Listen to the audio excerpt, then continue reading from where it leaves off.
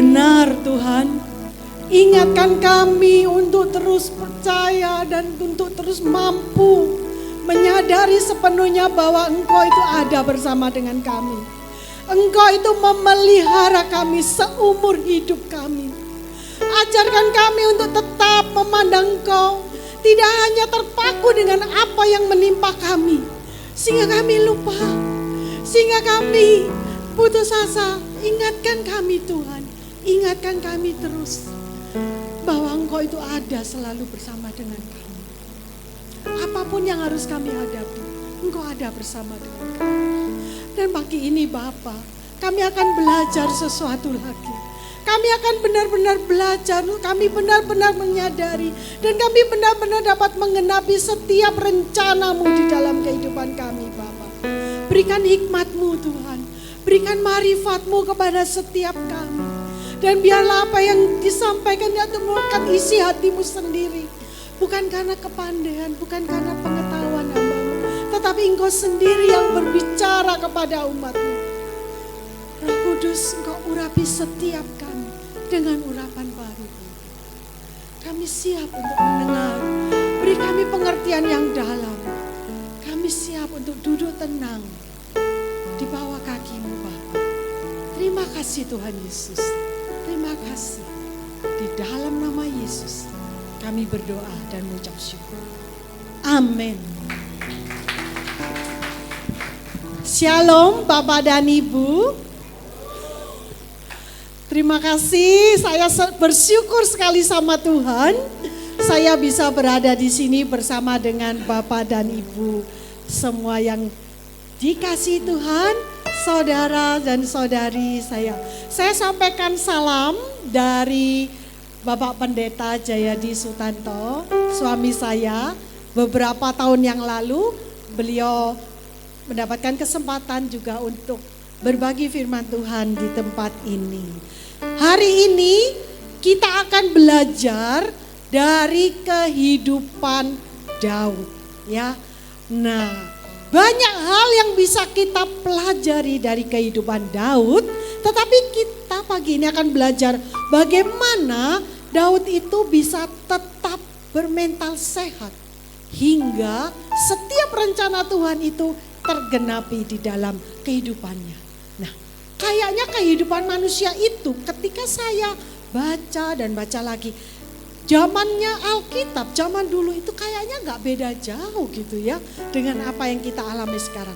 Walaupun tidak sama, tetapi serupa gitu ya.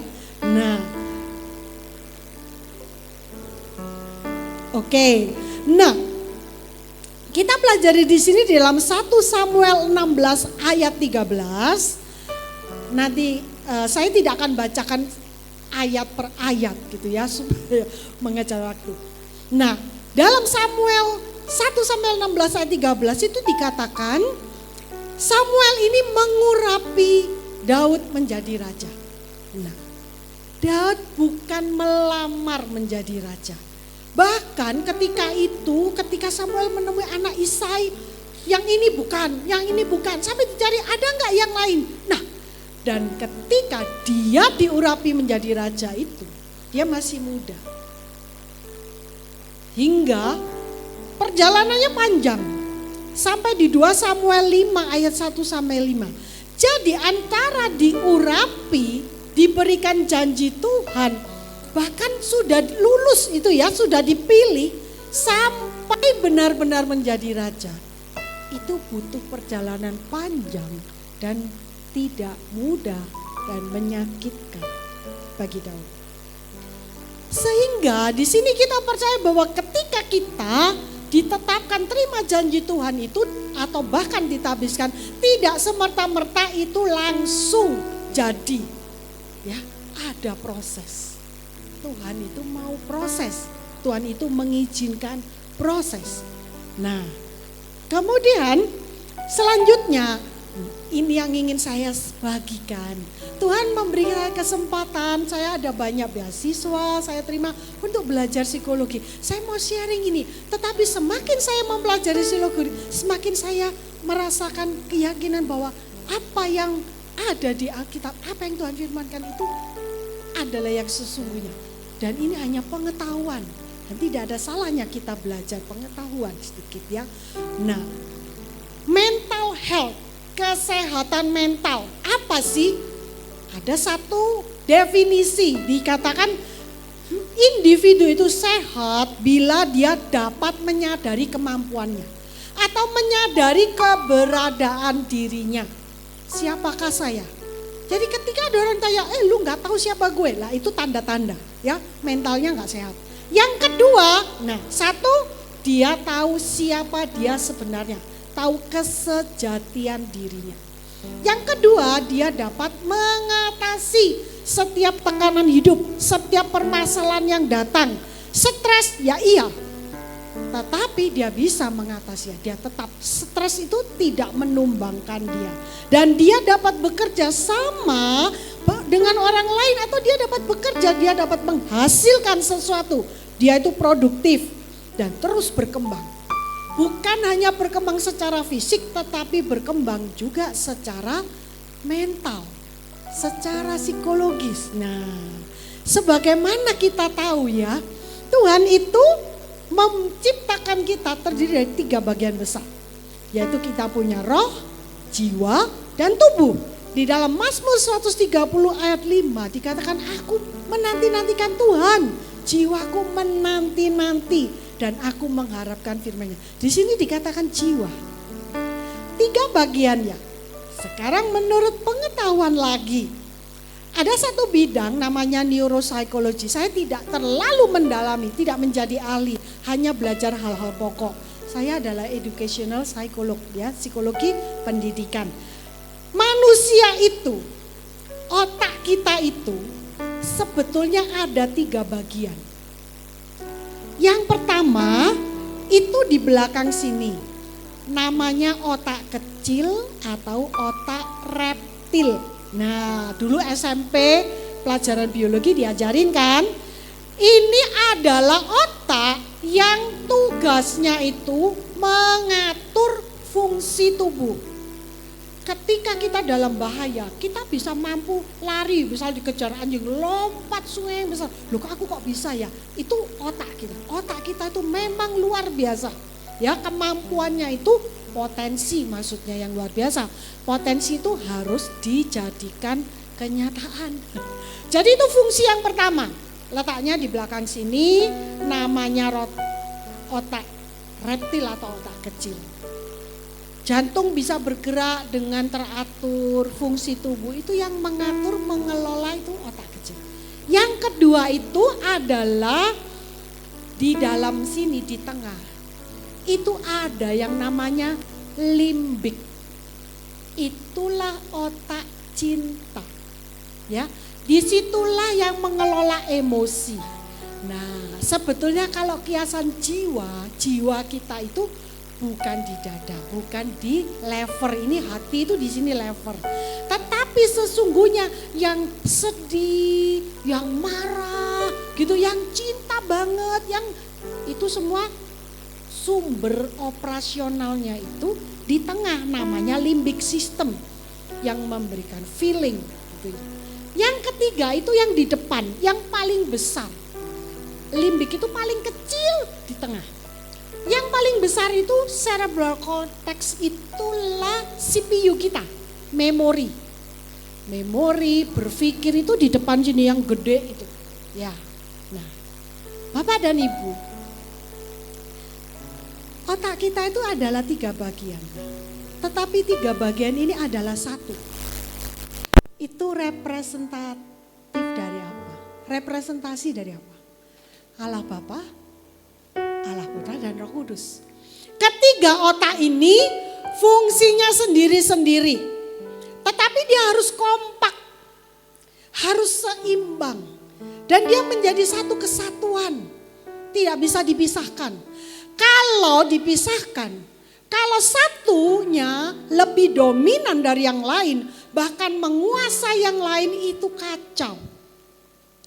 Ketika hanya yang berfungsi otak kecil itu, manusia di ICU dengan seperti tanaman. Ketika yang hanya berfungsi yang otak limbik saja, cinta saja. Pokoknya aku cinta mati, aku gak mau berpikir secara logika.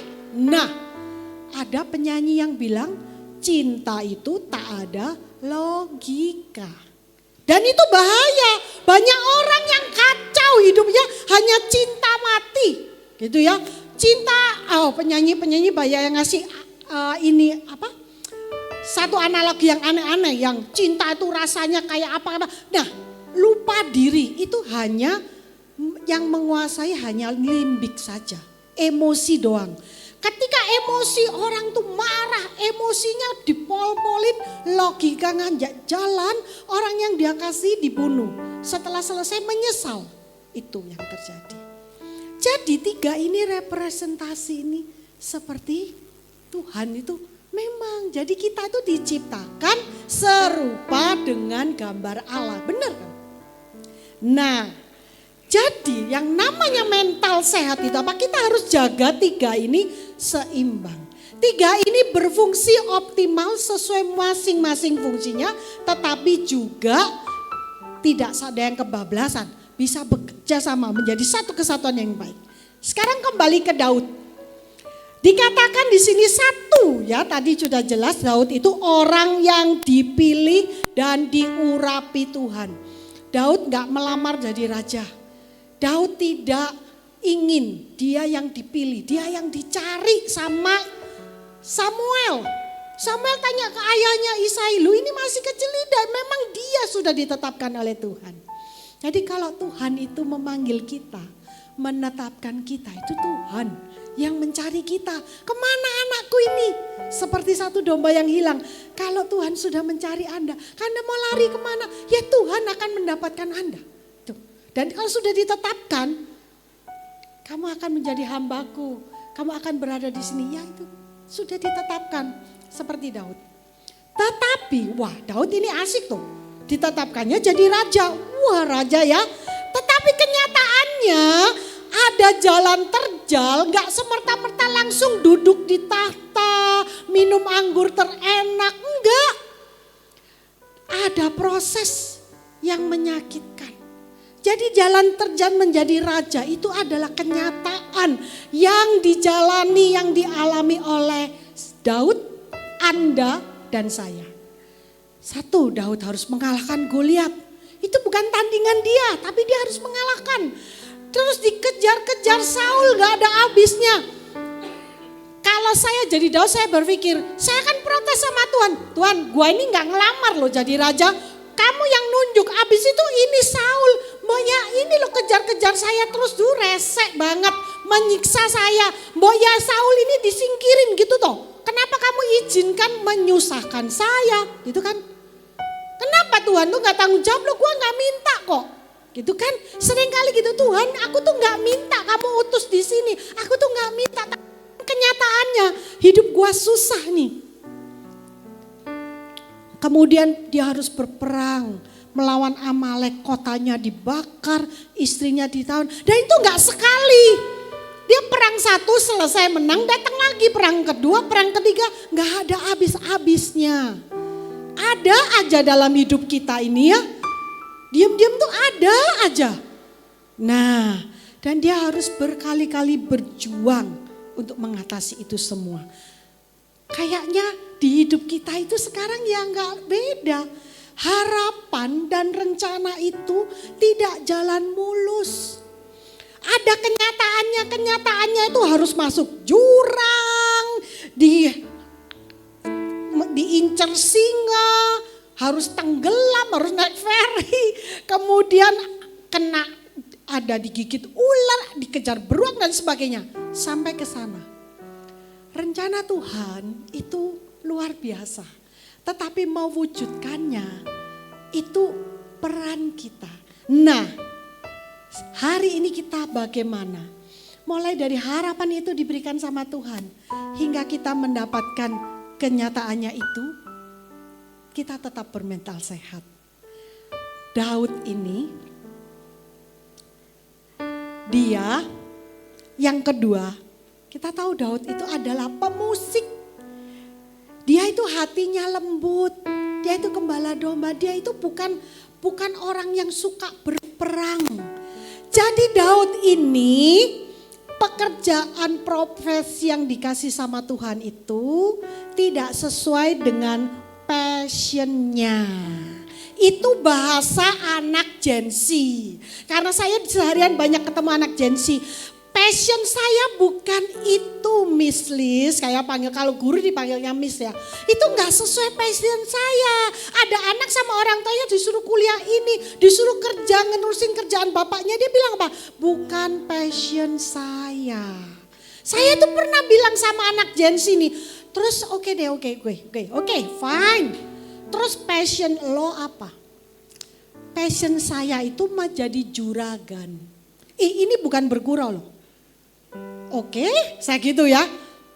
Kalau ngomong sama anak Gen Z itu kadang-kadang bisa kaget-kaget gitu, surprise. Oke, saya nggak marah, saya juga nggak ketawa. Maksud lu apa? Dia belajar mau jadi entrepreneur. Oke, bagus. Terus modalnya dari mana? Ya ini, ternyata sekarang anak Gen Z itu suka bikin startup. Terus modal dia bikin proposal. Nyari sini nyari sana, betul gak ya Dek ya? Betul ya. Dan sampai ada orang yang melihat peluang itu, saya pernah diajakin nih teman saya, lu kan psikolog ya, gua perlu tim.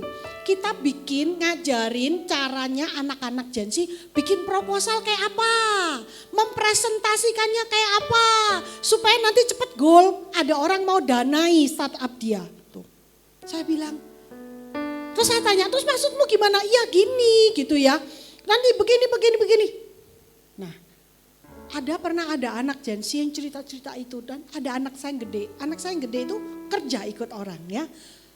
Komentarnya, ini saya nggak kepikir nih komentar Gen Z, Gen milenial. Oh ya, oh gitu toh, oke. Komentar anak saya bilang, tak semudah itu Ferguson. Kan kita maunya gitu kan. Mulus gitu kayak tadi itu maunya itu jalannya gitu. Ya tak semudah itu Ferguson ya. Nah jadi kalau mau kerja sesuai profesi dan kalau Anda sekarang menderita karena saya bekerja tidak sesuai profesi, gak apa-apa. Kamu punya temen Daud ya. Nah yang ketiga lah ini. Daud itu dikatakan a man after God's own heart. Ya sama kayak kita kan. Kita ini apa di mata Tuhan? Biji matanya. Ya kan? Lah tapi kenapa Tuhan izinkan semua hal yang gak enak itu? Kenapa Tuhan izinkan cobaan itu ada di dalam hidup kita? Karena Yakobus 1 ayat 2 sampai 4 dikatakan, saudara-saudaraku, anggaplah sebagai satu kebahagiaan apabila kamu jatuh ke dalam berbagai-bagai pencobaan. Sebab kamu tahu bahwa ujian terhadap imanmu itu menghasilkan ketekunan. Dan biarlah ketekunan itu memperoleh buah yang matang. Supaya kamu menjadi sempurna dan utuh dan tak kekurangan suatu apapun. Jadi kalau Tuhan memang tetapkan, kamu punya visi dari Tuhan, kamu mau jadi juragan. Lah kok sekarang kuli, itu lewati, lakukan, lalui, menangkan prosesnya. Sehingga ketika kamu jadi juragan bintang 5. Juragan yang gak sombong, juragan yang tahu duitnya itu bagusnya buat apa. Juragan yang gak lupa daratan, juragan yang tidak meninggalkan Tuhan, juragan yang tidak hangus karena kelakuan dirinya sendiri. Sama seperti Daud, yang jadi permasalahan sekarang adalah sepanjang jalan itu, mewujudkan itu. Bagaimana kita harus tetap bermental sehat. Kalau kamu gak sehat, kalau kamu kacau hidupnya, sampai di sana gak akan terjadi. Kamu tidak akan bisa mendapatkannya itu. Dan ada surprise benefit karena stres. Orang bilang saya stres. Gitu ya. Saya gak mau stres. Lingkungan kerja itu di kantor itu toksik. Jadi saya mau resign. Ada orang mau resign. Kenapa kok resign? Saya tanya. Karena lingkungan kerja itu udah tidak kondusif. Kamu mau cari lingkungan kerja yang kondusif. Kamu mau cari lingkungan yang tidak toksik, kamu pindah ke sana. Di sana ketemu lingkungan lingkungan toksik lagi apa enggak? Ya dia bilang ternyata di sana toksik juga gitu. Pindah lagi, ternyata di sana toksik juga. Ya karena itu, karena Tuhan bilang kalahkan lingkungan itu. Kamu harus jadi pemenang, kamu harus bangkit jadi pemenang. Jangan lupa, pemenang itu kata keduanya, kata pertamanya itu apa? Bangkit. Sebelum bangkit gak ada orang udah berdiri terus bangkit, gak ada. Kalau bangkit itu artinya dari jatuh, dari bawah, bangkit itu ke atas. Jadi stres. Kalau Anda stres, kalau Anda merasa Tuhan aku ini udah jatuh, Tuhan gak izinkan tuh kamu jatuh dan gak bangun lagi. Bangun, bangkit. Ya. Nah sekarang ngomong-ngomong tentang stres. Orang katanya kalau mau mentalnya sehat tuh gak boleh stres. Emang gitu? Enggak ternyata. Ini ilmu pengetahuan lagi. Ya. Mental sehat itu harus dilalui melalui stres. Jadi gak ada orang gak pernah stres punya mental sehat. Gak ada. Seperti kita itu hidup di negara tropis. Batuk, pilek, flu itu adalah common cold. Dia bilang gitu ya. Penyakit yang sehari-hari. Ketika kita kecil kita bolak-balik batuk, bolak-balik pilek. Tapi semakin kita bertambah udah bolak-balik sakit timbul imunitas. Stres itu tidak bisa dihindari, tidak juga baik untuk dihindari. Setelah stres, apa yang terjadi? Setelah shock atau stres, yang penting itu tidak menjadi trauma, tidak menjadi hancur. Tetapi dari stres itu akan terbentuk resilient, akan terbentuk mental yang sehat, akan terbentuk kekuatan mental. Mental yang sehat karena mentalnya kuat. Jadi sekarang kita sudah tahu ya. Jadi kalau kita ada stres, cari jalan keluarnya. Jangan terpuruk. Apa masalahnya? Hadapi. Seperti Daud dengan prosesnya. Karena setelah kita mengalahkan tekanan, masalah itu, kita itu seperti tanaman yang tumbuh di lokasi yang tidak kondusif. Anak-anak Tuhan itu seperti itu. Kita itu dilatih Tuhan seperti ini.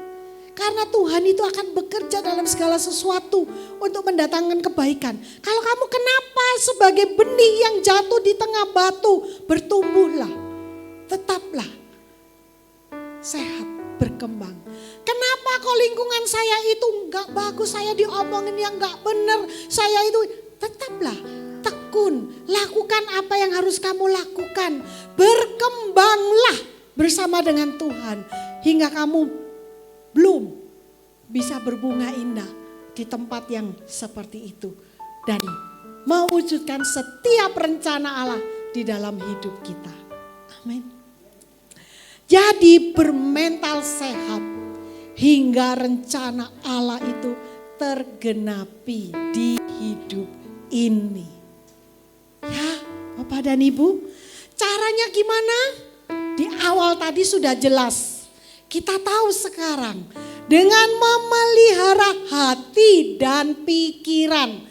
Tuh kan, saya itu psikologi belajar tapi basicnya ya.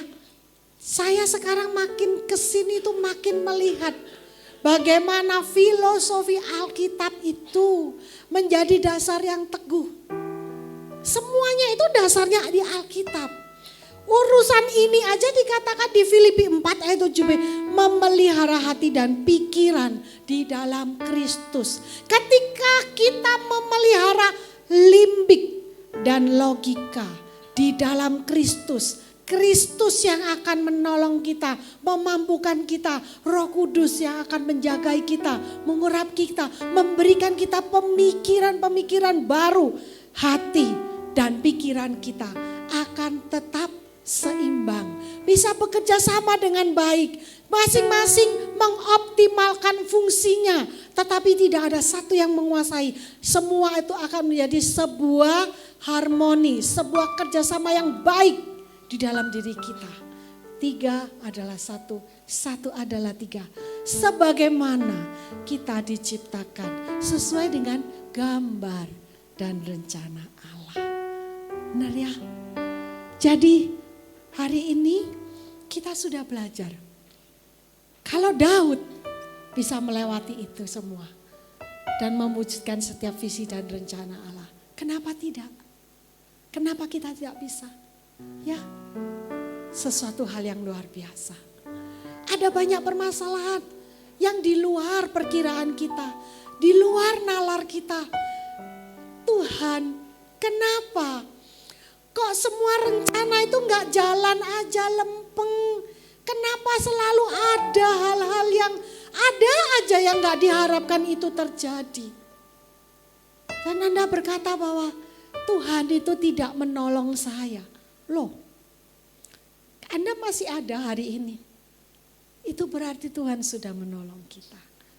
Kalau kita pikir dari kecil apa yang kita lalui, apa yang harus kita selesaikan. Dan setiap permasalahan itu, ingat ya, seperti Ayub. Iblis itu jalan-jalan, dia bilang sama Tuhan, ya iyalah hambamu Ayub itu ya dia memuji engkau, menyembah engkau, karena kamu jagain dia baik-baik. Boleh gak saya uji? Hari ini tuh iblis jalan-jalan, dia lihat kita, aduh tenang-tenang, enak-enak. Boleh gak kita jaga? Kita gangguin, kita cobain. Dan Tuhan bilang, ya silakan. Dan kamu akan melihat bagaimana anak-anakku itu tetap akan memegang teguh percaya imannya kepadaku.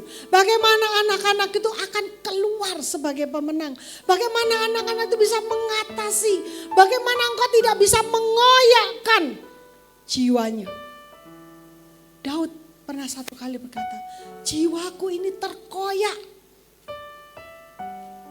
Tetapi dengan pertolongan Tuhan, kalau kita tahu ini dari diri kita, kita berpikir secara logika. Tuhan itu pernah berjanji sama saya satu kali dan saya tahu itu. Saya pegang itu, akan saya tetap pegang sampai kapanpun. Hari ini Bapak dan Ibu, apa yang sedang Anda hadapi? Hari ini kita katakan, kita dampingi orang lain. Kita dampingi diri kita sendiri. Berbicara kepada jiwa kita sendiri. Hai jiwaku, mengapa engkau gelisah? Mengapa engkau risau? Logika kita yang mengingatkan. Lihat, sampai di sini Tuhan sudah menolong kamu. Ingat 10 tahun yang lalu kamu berada di mana? Apa yang kamu capai? Bagaimana keadaanmu? 10 tahun yang lalu, hari ini bagaimana? Kalau Tuhan sudah bisa menolong kamu, menyertai kamu, menjagai kamu selama 10 tahun. Bukan mustahil Tuhan akan melakukannya untuk 20 tahun ke depan, 30 tahun ke depan. Kalau Tuhan sudah menolong kau, bukan mustahil Tuhan akan menolong anak-anakmu. Sekarang dia ada di mana? Anak-anak kami saat ini tidak tinggal di Surabaya bersama dengan kami. Mereka punya kehidupan sendiri di tempat yang jauh dari kami. Tapi saya hanya bilang bahwa ketika kamu tetap punya Tuhan dan kamu hidup bersama dengan Tuhan dan visimu menyenangkan hati Tuhan, itu sudah lebih dari cukup untuk kami. Seringkali yang di tengah itu, limbik itu adalah otak emosi. Kadang-kadang kalau nganggur dia lihat apa yang terjadi kepada orang lain, dia bisa juga berpikir, jangan-jangan kayak gitu, jangan naik pesawat nih, nanti banyak yang jatuh.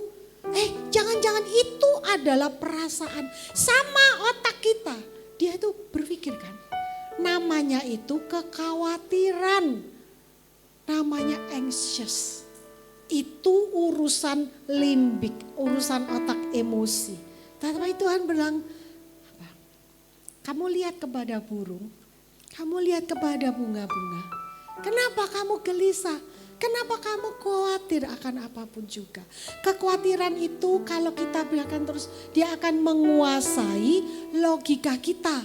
Jadinya kita akan khawatir terus, jadinya kita akan memiliki masalah kejiwaan. Jadinya kita memiliki masalah psikologis, jadinya mental kita nggak sehat. Karena itu jangan meninggalkan pertemuan dengan saudara-saudara kita. Karena pada dasarnya menurut psikologi kita itu makhluk sosial. Tuhan bilang jangan meninggalkan persekutuan. Ya iya, jangan meninggalkan persekutuan karena kita makhluk sosial. Sehingga ketika kita sendiri, coba dipikir. Aneh-aneh, pikiran aneh-aneh itu keluarnya ketika kita nganggur. Ketika kita sendiri seperti Daud. Daud itu manusia seperti kita. Ketika dia nganggur, wah bahaya. Aneh-aneh gitu ya. Neko-neko kata orang Jawa. Jadi kalau kita, inilah sekarang Anda tahu bahwa di dalam sini itu ada 3 elemen yang sebenarnya adalah satu. Satu tapi 3. Biarlah izinkan ketiganya ini bekerja secara kompak, bersinergi. Jadi kalau yang satu khawatir, enggak kok. Kan ada alat komunikasi WA, udah WA tapi enggak dijawab. Wah udah bingung lagi. Udah saya WA ini tapi centang 1 doang. Kemana ini anak? Di sini udah jam berapa? Jam 7. Wah di sana kan berarti udah jam 11 ini. Nah. Jam 11 ditelepon-telepon di WA anaknya, ternyata anaknya tidur. Gitu ya kan? Atau apapun. Sudah, logika, enggak lah. Tuhan akan jagai anakku. Tuhan akan jagai. Waduh, kalau gini tuh sekarang bea masuk itu meningkat. Gila-gilaan. Gimana ini semua usaha saya itu butuh bahan baku yang harus masuk. Waduh, gitu kan. Terus khawatir, makanya kamu tuh dulu bilang udah simpen aja, kenapa kamu jadi enggak? Kekhawatiran. Bicara sering kali dialog di dalam benak kita. Itu adalah 3 elemen ini yang berdialog. Ketika orang itu secara fisik mengalami gangguan, aduh sakit, ayo latihan jalan, aduh lah udah enggak, memang aku udah enggak bisa. Tetapi ada orang yang mengalami cobaan, dia stroke, tapi dia bisa jalan akhirnya. Berarti apa? Kerja keras, niat. Itu ada di mana niat? Limbik. Logika apa? Kalau orang lain bisa, aku harus bisa. Harus latihan. Gak peduli gimana jalan, yang penting aku bisa mandiri, bisa jalan ke sana, bisa sini. Nah, semuanya itu selama ini selalu yang terjadi itu adalah dialog. Jadi kita harus memeliharanya di dalam Kristus. Terima kasih Ibu. Mari kita menjaga mental kita tetap sehat dengan memeliharanya di dalam Kristus. Yuk kita bangkit berdiri. Saya undang tim musik untuk naik ke depan.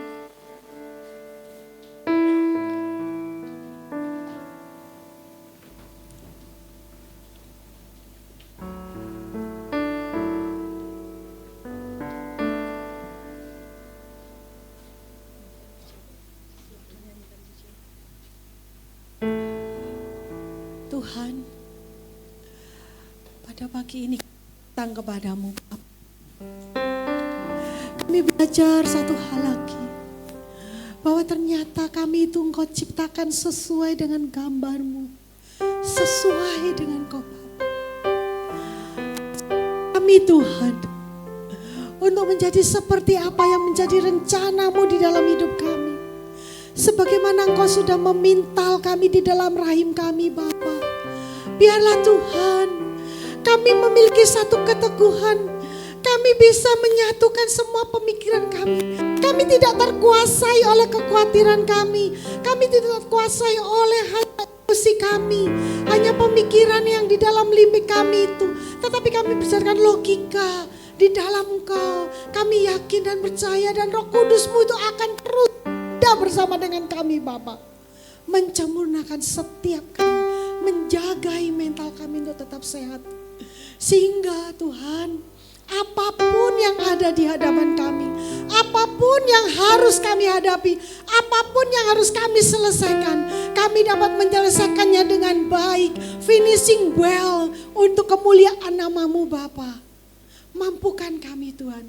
Sekarang kami mengerti bahwa kami punya kuasa untuk menghardik kekhawatiran kami sendiri, untuk mengendalikan emosi kami sendiri, karena itu adalah bagian dari kami. Kami bisa mengelolanya dengan baik, dan pada akhirnya kami bisa tetap bersama dengan Engkau, hingga Engkau berkata, inilah anakku yang kekasih, kepadanya lah aku berkenan.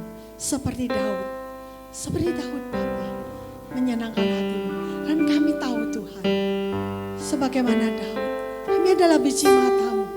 Tapi Engkau mengizinkan kami untuk mandiri memenangkan setiap pertempuran kami, setiap battle kami Bapa. Terima kasih.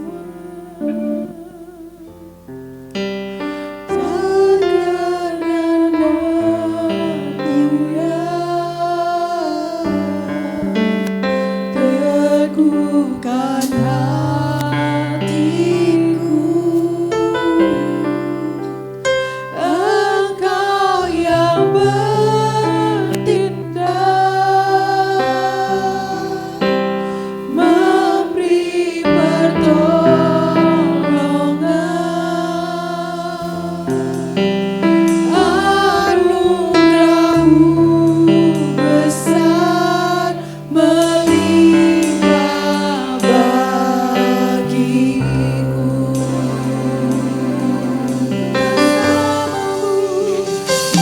Bersama-Mu Bapa,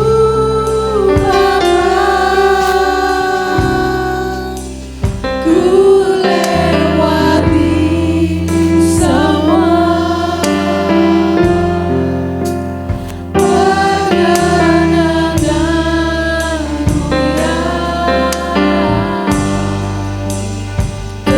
ujian.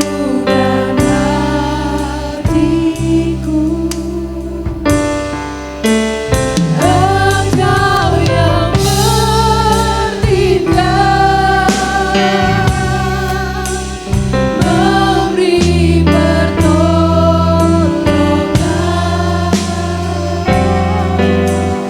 anugerah-Mu besar melimpah bagiku. Yes Lord, kami tahu anugerah-Mu itu besar bagi setiap kami. Saat ini Bapa, saat ini apapun yang ada di hadapan kami akan menggenapi setiap rencana-Mu. Kami tidak akan terpaku dengan kenyataan yang ada di depan kami, tetapi kami akan sanggup melewatinya. Kami akan sanggup memenangkannya bersama dengan Engkau, karena kami Engkau ciptakan sesuai dengan gambar-Mu Bapa. Dan kami akan bersama dengan Engkau menguasai setiap kekhawatiran, menguasai setiap pemikiran yang tidak-tidak, semua hal-hal yang menghantui kami, yang mengancam kami tanpa alasan, kami bisa atasi itu karena kami memiliki roh yang lebih besar. Dan kami akan mengelola setiap tubuh kami, otak kami, pemikiran kami bersama dengan Engkau Bapa. Terima kasih Tuhan, terima kasih. Hamba-Mu sampai di sini, tetapi kami yakin Roh Kudus Engkau akan bekerja lebih dalam, lebih lanjut, menerangkan dengan bahasa yang kami mengerti, dan Roh Kudus akan mendampingi kami hingga kami menjadi pemenang, dan setiap rencana-Mu itu tergenapi dalam hidup kami. Di dalam nama Yesus kami berdoa, kami beriman, kami mengucap syukur. Amin.